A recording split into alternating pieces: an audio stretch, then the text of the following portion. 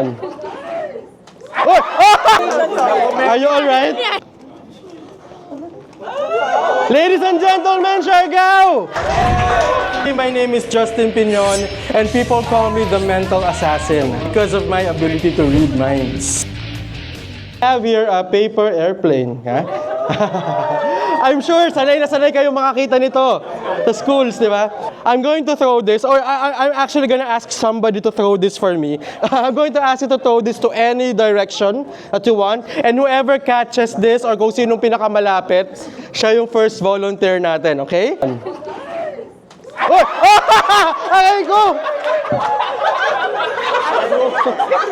Congratulations!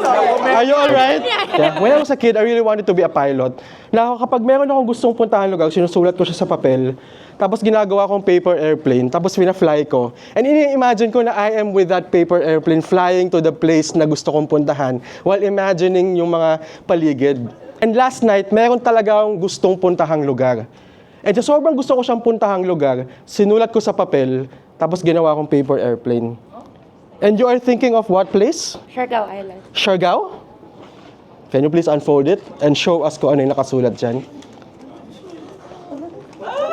Ladies and gentlemen, Siargao! Warm up pa lang yon.